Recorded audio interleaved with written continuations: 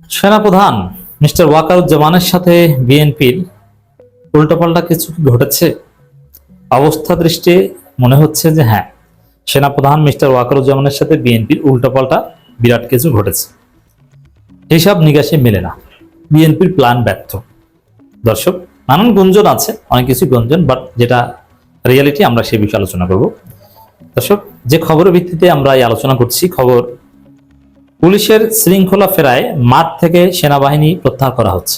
স্বরাষ্ট্রমন্ত্রী এই কথা বলছেন। এর মানে সেনা সদস্যদেরকে ব্যারাকে ফেরানো হচ্ছে।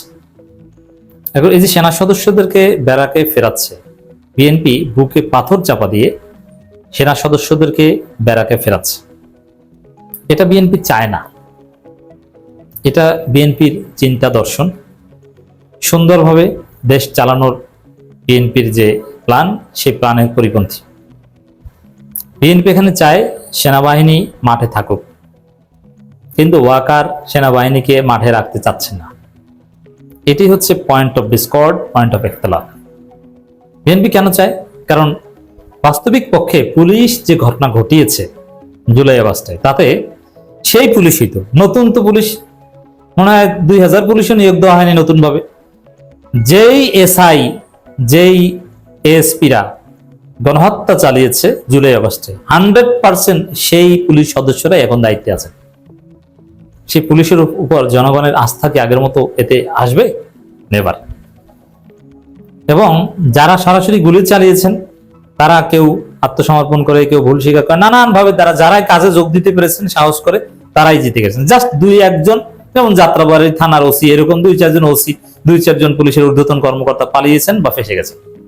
বাট 99% বা প্রায় সবাই 2-4 জন বাদে বহাল তবিয়ত। অতএব এই পুলিশেরই তো মনোবল থাকার কথা না। এই পুলিশ আসামি ধরতে গেলেও ভয় পায় যে কিনা কি করি, তারপরে কিনা আমার সেই জুলাই আগস্টের ঘটনা ওরা সামনে এনে বলে তুই তো জুলাই গণহত্যাকারী, আমাকে কিনে পিটায়। পুলিশের মধ্যে একটা আতঙ্ক বিরাজ করছে। একদম ব্যাপক সংস্কার, ট্রুথ কমিশন গঠন করা বা পুলিশকেও একটা রিকনসিলিয়েশনের মধ্য দিয়ে একদম জেনারেল অ্যামনেস্টি ডিক্লেয়ার করে তাদেরকে পূর্ণ আত্মবিশ্বাসী করে গড়ে তোলা, এরকম কিছুই করা হয়নি। অথবা বিপুল সংখ্যক নতুন সদস্য নিয়োগ দেয়া, অথবা একদম স্ক্রুটিনাইজ করা, যারা অপরাধী তাদের একদম বাদ, যারা আছে একদম ফ্রেশ, এরকম কিছুই করা হয়নি। এর ফলে দেখা যায় যে যুবদল নেতা হত্যা মামলার আসামি, বিভিন্ন হত্যা মামলার আসামি পুলিশ অফিসার, সে সরাসরি জেলার এসপি হয়, সম্ভবত ফেনীর এসপি বা এরকম কোন একটা জেলার এসপি হয়েছে যুবদল নেতা হত্যা মামলার আসামি। কেন? ওই লোকগুলোই এখানে। আপনি কাউকে পরিবর্তন করেন নাই, কাউকে স্ক্রুটিনাইজ করেন নাই। যারা সরাসরি অতি উৎসাহী হয়ে হাসিনার নির্দেশে গণহত্যা চালিয়েছে, তারা সবাই বহাল তবিয়তে আছে। এই আলোচনা করলাম এই কারণে যে পুলিশ দিয়ে বিএনপি যেটা চায় সেটা করা সম্ভব নয়। বিএনপি কি চায়?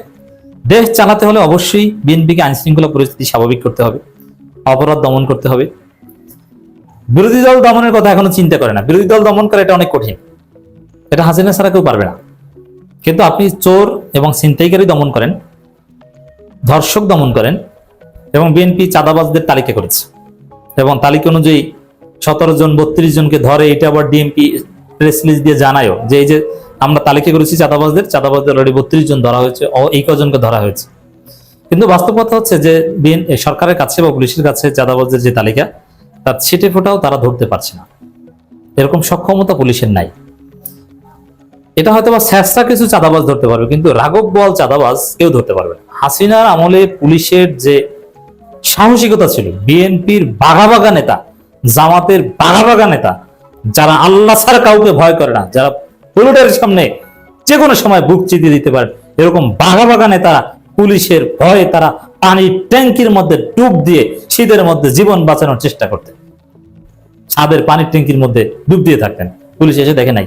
গোলাম মোল্লা রনির একটা গল্প শুনলাম, বিএনপির এক বাঘা নেতা, তিনি পুলিশ ধরতে এসেছে, দৌড় দিয়ে ছাদে উঠেছেন। পুলিশ ছাদেও চলে গিয়েছে, তিনি এক ফাঁকে ছাদের উপর থাকা এক পানির ট্যাঙ্কির মধ্যে ডুব দিয়ে তিনি নিরাপদে বেঁচেছেন, পুলিশ ধরতে পারেনি। আপনি চিন্তা করেন কি ভয়াবহ পুলিশ ছিল।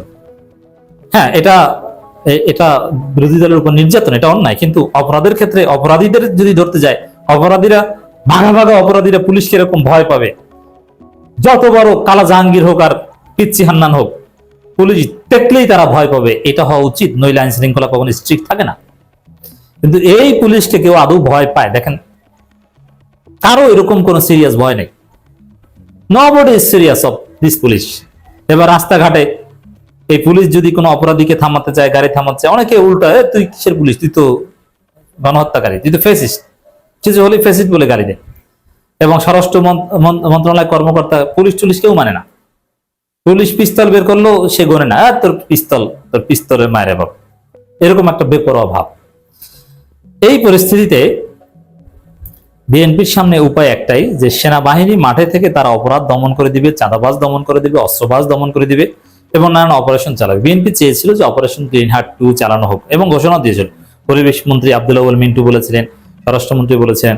কিন্তু অপারেশন গ্রিন হার্ট এটা তো বেসিক্যালি সেনাবাহিনীর নেতৃত্বে যৌথ বাহিনী চালাবে, কিন্তু সেরকম কোনো ইফেক্টিভ অপারেশন চালাতে পারছে না। কারণ কি? সেনাবাহিনী রাজি হচ্ছে না, সেনাপ্রধান রাজি হচ্ছে না। অপারেশন চালানো তো দূরের কথা, মাঠে থাকবে ম্যাজিস্ট্রেসি পাওয়ার নিয়ে, তাতেই রাজি হচ্ছে না। সেনাপ্রধান বিএনপির কথা রাজি হচ্ছেন, যার ফলে সেনাপ্রধানের বার্তা আমার মনে হয় স্পষ্ট, যে সেনাবাহিনীকে ব্যারাকে ফিরিয়ে নেব, সেনাবাহিনী এরকম আর মাঠে থাকতে পারবে না। তোমরা বাবারা ক্ষমতা এসেছো, যেরকম ইচ্ছে সেরকম করো। তো এতে বিএনপির যে অপরাধ দমনের যে একটা ইচ্ছা ছিল, বড় বড় সন্ত্রাসীদের ধরার যে একটা ইচ্ছা, এটা মাটিতে মিশে যাবে, কারণ পুলিশ ওটা পারবে না।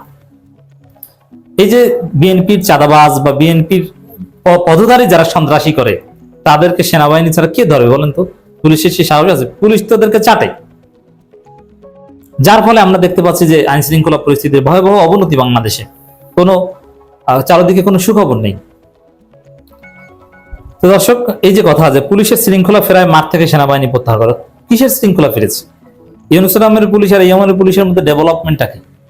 এবং আইন শৃঙ্খলা পরিস্থিতি ইউনূসের আমলে এর চাইতে অনেক ভালো ছিল, কোনো উন্নতি নাই। আপনি সেনাবাহিনীকে মাঠে, সেনাবাহিনী অবশ্য মাঠে থেকেও কোনো ভূমিকা পালন করে নাই, এই মাঠে থেকেও ভূমিকা পালন করেনি, ইউনূসের আমলেও করেনি, মানে ইউনূসের কথা শুনে নাই, জাস্ট মেসেজি পাওয়ার নিয়ে মাঠে ছিল, 2 মাস পর পর মেয়াদ বাড়ানো হয়েছে, আসলে কিছুই করেনি। নাম্বার 1, 2 একটা ক্রাইসিসে তারা একটু সামনে গেছে, কিন্তু আসলে তারা অপরাধীদের ধরতে গ্রামে গঞ্জে যে বিভিন্ন সেনা ক্যাম্প, অনেক জায়গায় শুনেছি যে সেখানে বসে তারা তাস খায় আর বিড়ি খায়, তাস খেলে আর বিড়ি খায়, এই অবস্থা। তো সেখানে ইউনূসের আমলেও ইউনূসের কথা সেনাবাহিনী শুনে নেই, অপরাধ দমনে কাজ করেনি, এবং তারেক রহমানের আমলে শুনছে না। এর মানে সেনাবাহিনীর সাথে আন্ডারস্ট্যান্ডিংটা বিএনপি সরকার ভালোভাবে হচ্ছে না, এবং অপারেশন গ্রিন হার্ট যেটা চালাতে চায় ওটা চালাতেও হয়তো সেনাপ্রধান রাজি হচ্ছে না, বরং এখন তারা ঘরে ফিরে যেতে চায়, যে মাঠেই আমরা আর থাকতে পারবো না। এখন সেটা বৈধতা দিতে বাধ্য হচ্ছে সালাউদ্দিন আহমেদরা। সালাউদ্দিন আহমেদরা হবে না কেন? সেনাবাহিনীর সবচেয়ে বড় শত্রু খলিলুর রহমান বিএনপি সরকারের পররাষ্ট্রমন্ত্রী, এই সেনাবাহিনী কমফোর্ট জোনে নাই। তো দর্শক, এইসব ঘটনা চলছে।